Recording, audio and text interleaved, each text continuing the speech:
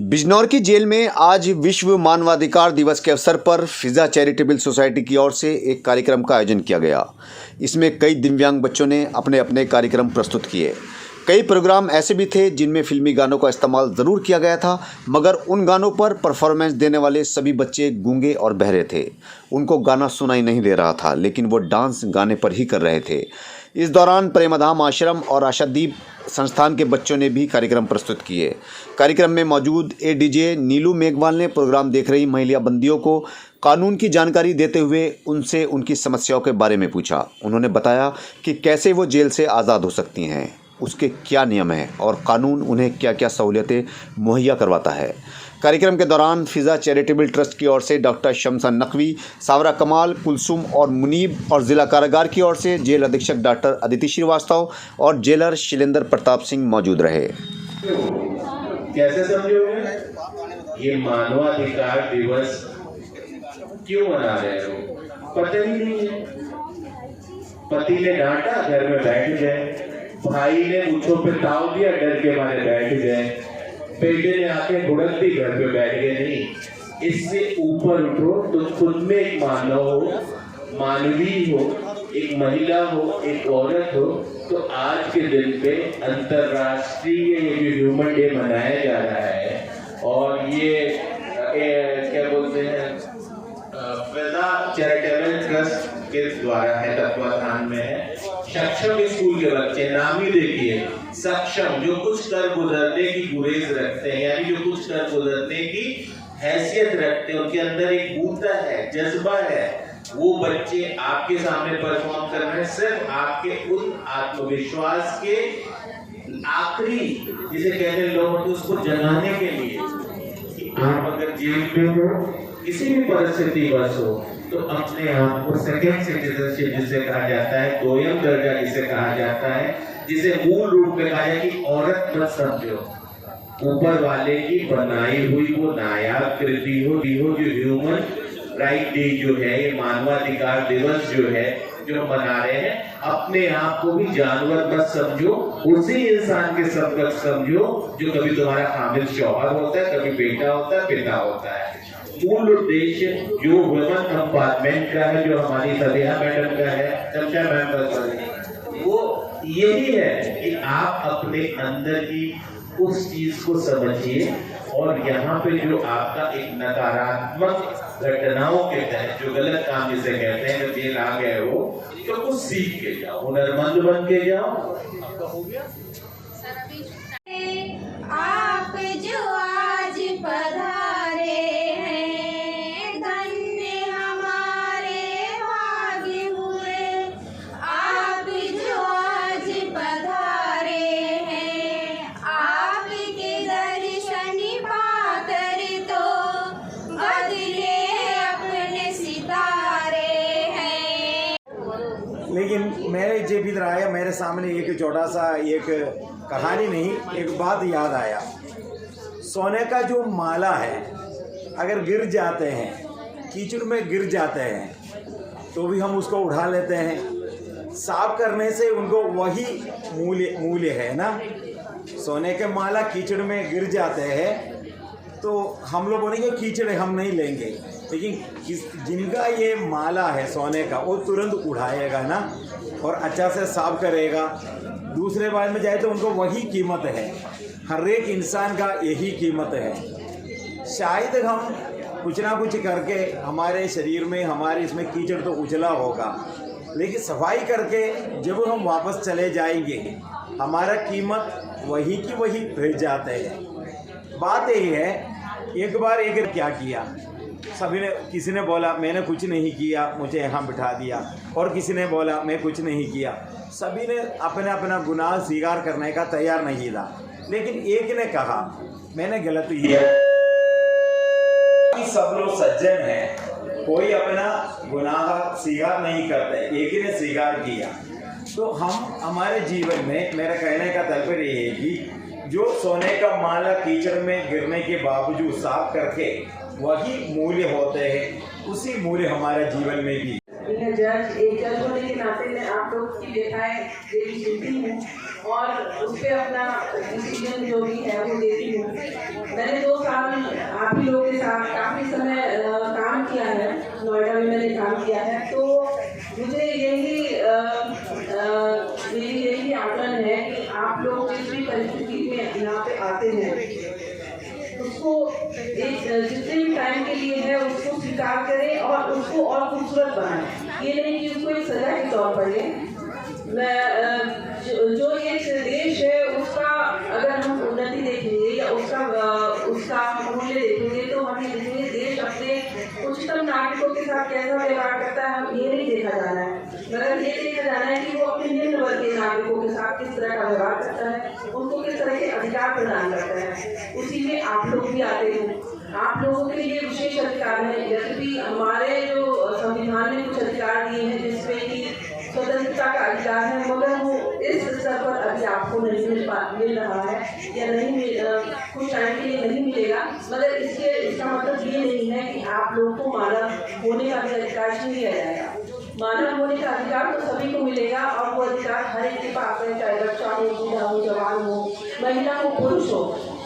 और मानव अधिकार के अंतर्गत जो जो अधिकार हैं उसमें ये है कि आपका रहन सहन, आपको स्वच्छ वातावरण में आपका रहन सहन हो, आपको शिक्षा प्राप्त हो, आपके साथ अगर छोटे बच्चे हैं उनको शिक्षा हो, अगर उनका जन्म इस जेल में होता है तो उस पर ये ना लिखा जाए कि जेल में उनका जन्म हुआ है, ये भी एक अधिकार है। आप अपने बच्चों के आधार कार्ड बने, बहुत से ऐसे अधिकार हैं जो आप लोग नहीं जानते हैं और जिनको आपको जानना चाहिए, और इसी के लिए समय समय पर इस तरह के प्रोग्राम कराए जाते हैं। क्योंकि मैं विधि व्यवसाय से जुड़ी हूँ, मैं लॉ की फील्ड से हूँ, तो मैं आपको कुछ विधि के बारे में कुछ आपको बताऊंगी कि आपके क्या क्या विधि के अधिकार हैं लॉ से रिलेटेड। आप जिस चीज़ के लिए यहाँ पर आए हैं उसमें आप क्या सहयोग कर सकते हैं कि आपका केस जल्दी डिसाइड हो जाए और आप अपने केस के बारे में कितना जानते हैं और कैसे उसकी जानकारी प्राप्त कर सकते हैं। अच्छा, मैं पहले ये पूछना चाहूँगी कितने लोगों को अपने केस के बारे में मालूम है कि उनके ऊपर किस चीज़ का केस चल रहा है और क्या उसकी स्टेज है, किस स्टेज में है? सभी लोगों को मालूम है? हाथ खड़ा कर दें। आपके ऊपर जो केस चल रहा है, जिस चीज के लिए, जिस मुकदमे के लिए आप लोग यहाँ पर आए हैं, वो किस चीज के बारे में है और उसमें क्या कार्रवाई हो रही है, सबको मालूम है?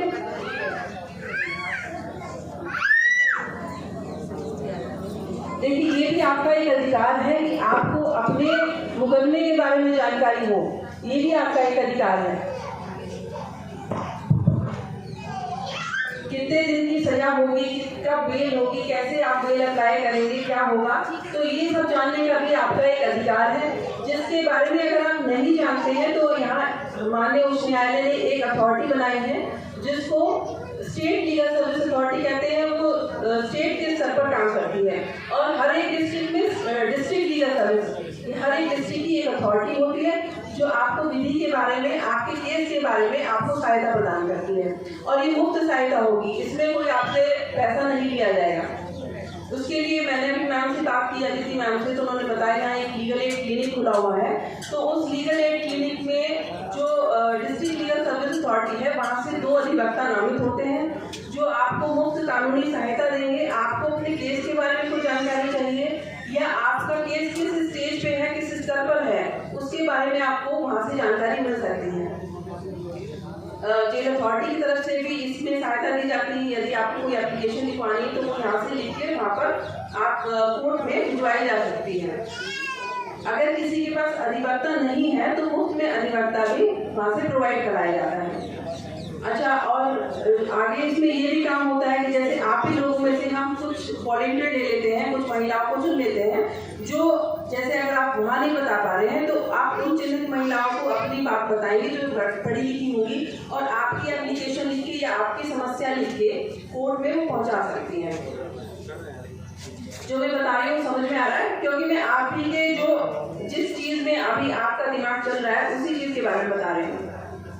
आप जिस अवस्था में यहाँ आए हैं, जो आपसे रिलेटेड है, मैं उसके बारे में बात कर रही हूँ। तो आपको समझ में आ रहा है इस चीज़ के बारे में?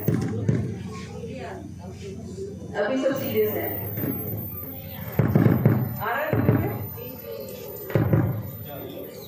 वैसे जहाँ तक मैंने यहाँ पे देखा है तो सभी महिलाओं के चेहरे पे मुझे खुशी दिखाई दे रही है, तो मुझे लग रहा है कि हाँ अथॉरिटीज काफ़ी अच्छा काम कर रही हैं, काफ़ी उनका उत्साहवर्धन हो रहा है। और मेरे ख्याल से मानव अधिकार के बारे में तो सभी ने जो कुछ भी जितना भी बताया है तो वो समझ में आया होगा कि आपके अधिकार हैं, कोई खत्म नहीं होते। मानव होने का अधिकार आपका कभी खत्म नहीं होता, उसको सभी आपको से छीना नहीं जा सकता। तो मेरे ख्याल से सभी को अच्छा वातावरण यहाँ मिल रहा है और कोई शिकायत नहीं है। हाँ, ये शिकायत जरूर है कि हम कब निकलेंगे यहाँ से बाहर, कब हमारा केस खत्म होगा, कब जल्दी निस्तारण होगा केस का, ये शिकायत होगी ना। ये होगा कि कोर्ट से हमारा केस जल्दी नहीं हो रहा, हमारे केस पर कुछ कार्रवाई नहीं हो रही। अभी 2 दिन पहले एक महिला से मेरी बात हुई, मेरी कोर्ट में आई हुई थी कि मैम हमारी फाइल में कुछ नहीं हो रहा, कुछ भी नहीं हुआ, और हम लोग जाते हैं, डेट मिल जाती है, हम चले जाते हैं। तो ये एक्चुअली क्या होता है कि एक गैप होता है जो आप हैं और कोर्ट के बीच में जो गैप होता है उसको भरता है जो हमारे काउंसिल होते हैं, जो हमारे अधिवक्ता होते हैं। उनका भी ये एक कार्य होता है कि वो बताए कि आपकी केस में क्या कार्रवाई हो रही है। उनके केस में काफ़ी कार्रवाई हुई थी मगर उनको जानकारी नहीं थी। अच्छा, ये भी जानकारी नहीं कि हम अपने केस के बारे में कहाँ से जानकारी लें। अब तो सब ऑनलाइन हो गया है, ऑनलाइन सब चीज़ें पता चल जाती हैं, कब डेट लगी, क्या ऑर्डर हुए, क्या ऑर्डर नहीं हुए। और यहाँ अगर आप उस चीज़ से उनको सुविधा आपको नहीं है तो आपके लिए जो लीगल एड क्लिनिक खोला गया है वहाँ से आप ये सुविधा प्राप्त कर सकती हैं। तो बहुत सारे कार्य हो रहे हैं आप लोग के उत्थान के लिए। ये नहीं कि आप लोग जेल में बंद हो गए तो आपके सारे अधिकार छिन गए, आपको बस इंतजार करना है कि बस हमारा केस कब खत्म होगा तो हम कब बाहर जाएंगे। आप जो यहाँ पे सीख रहे हैं सिलाई का जो भी है उसको आगे यहाँ से बाहर निकलकर आप अपने रोजगार का साधन बना सकते हैं। तो बहुत सी चीज़ें हैं जो आप यहाँ से सीख के जाएंगे, बहुत सी सीखे हैं। ना केवल हमारे अधिकार हैं, हमारे कर्तव्य भी हैं। हमें अपने कर्तव्य के बारे में भी सोचना चाहिए क्योंकि अधिकार और कर्तव्य दोनों साथ साथ चलते हैं, हम इनको अलग नहीं कर सकते। तो अगर हम अधिकार हमारे हैं, हम अधिकारों की मांग करेंगे तो हमारे कर्तव्य भी होते हैं कि हम देश के लिए कुछ करें। देखिए, अगर हम कोई तथ्य की भूल करते हैं उसको तो माफ किया जा सकता है, ये हमारे विधि में कहते हैं, हमारे लॉ में कहते हैं। मगर अगर विधि की कोई भूल करता है उसको माफ नहीं किया जा सकता। तो विधि की भूल के लिए ही आप लोग हैं। तो आप ये प्रण लें कि आगे से अगर जाने अनजाने भी कोई आपसे काम हुआ है उसको आगे ना दोहराएं, अपने आप पे कंट्रोल रखें, अपने परिवार को देखें, क्योंकि नारी तो शक्ति का प्रतीक है और नारी शक्ति का प्रतीक है। तो अपने परिवार को संभालना है, बहुत सारी चीजें उसको देखनी होती है, सारी चीज संभालनी होती है। तो आपको ये ध्यान रखना चाहिए कि जब आप यहाँ से निकल के जाएं तो उसका कोई प्रतिकूल या बुरा प्रभाव आपके आगे के जीवन पे ना पड़े, आपके बच्चों पर ना पड़े। अपने अधिकारों के प्रति सजग रहें, क्रियाशील रहें, खुश रहें और जो भी यहाँ से सीख मिलती है उसको सीखें, उसको आगे अमल में लाएं। जो भी कोई विधि अगर आपको जानकारी चाहिए तो उसके लिए सक्षम अथॉरिटी या जो भी आपके यहाँ पे अधिवक्ता आते हैं उनसे जाने, अपने केस के बारे में जाने, अपने अधिकारों के बारे में जाने और ये जाने कि आपको अपने केस में आगे क्या कार्रवाई करनी है, आपको किस तरह से उसमें अपना पक्ष रखना है। ठीक है, तो इन्हीं शब्दों के साथ मैं अपनी वाणी को विराम दूंगी और कुछ अगर किसी को मेरे से पूछना भी है तो मेरे से पूछ सकता है, खड़े होकर पूछ सकता है। कुछ आपको अपने मैं किस कर्तव्य के बारे में तो नहीं जानती मगर कोई सामान्य ज्ञान जैसे विधि के बारे में अगर जानना है तो मेरे से जानकारी ले सकते हैं। ठीक है, धन्यवाद। मैम इंट्रोडक्शन दीजिए सबसे पहले। देखिए, मेरा नाम शमसा नकवी है और मैं साबरा कमाल हूँ, प्रोग्राम कोऑर्डिनेटर फिजा चैरिटेबल ट्रस्ट। अच्छा, आज जेल में आए हैं आप लोग, ये प्रोग्राम आयोजित किया जा रहा है, किस संबंध में प्रोग्राम रखा गया है? ये हम लोग इंटरनेशनल ह्यूमन राइट्स डे मना रहे हैं, 10 दिसंबर को मनाया जाता है ये पूरी दुनिया में। तो इस प्रोग्राम का यहाँ पे रखने का हमारा एक मकसद ये है कि यहाँ पे जो महिलाएं हैं उनको उनके राइट्स के बारे में जागरूक कराएं और उनको ये सीख दें कि जब वो यहाँ से जाएं तो वो कुछ प्रेरणा लेके जाएं और इंसानियत का जो मैसेज है वो अपने बच्चों को दें, अपने परिवार को दें और आगे वो अच्छा एक सक्षम जीवन गुजारें। अच्छा मैडम, इसके लिए आपने जेल को ही क्यों चुना? और जगह भी हैं जहाँ महिलाएं हैं, आप वहाँ भी जागरूक कर सकती हैं, इसके लिए जेल को ही आपने क्यों चुना? इसके पीछे कोई खास वजह? जेल को हमने इसलिए चुना है क्योंकि जेल में क्या होता है कि लोगों को ये लगता है कि अगर कोई शख्स या कोई लेडी जेल में आई है तो वो बहुत मायूसी वाली ज़िंदगी गुजार रही है। लेकिन ऐसा अब है नहीं, क्योंकि जेल में भी औरतों को बहुत सिखाई जाती हैं चीज़ें, और उनको भी वेजेस पे भी रखा जाता है, और उनको तरह तरह की चीज़ों पे को सिखाया जाता है ताकि वो एक सक्षम जीवन गुजारें, चाहे वो जेल में रहें, चाहे वो बाहर रहें, लेकिन वो एक अच्छे नागरिक बने। तो हमने इसीलिए इस प्रोग्राम को यहाँ रखा है ताकि लोगों को भी ये पता लगे कि जेल वो जगह नहीं है जहाँ पे सख्तियाँ होती हैं, बल्कि जेल वो जगह है जहाँ पे इंसानियत का मैसेज, इंसान को इंसान समझा जाता है और उनके साथ अच्छा सलूक होता है। अच्छा मैम, क्या आपको लगता है कि सिर्फ एक दिन मानवाधिकार मनाने से या डे मनाने से इन लोगों को जो है अपने जो इनके अधिकार हैं उनके बारे में ज्ञान हो पाएगा?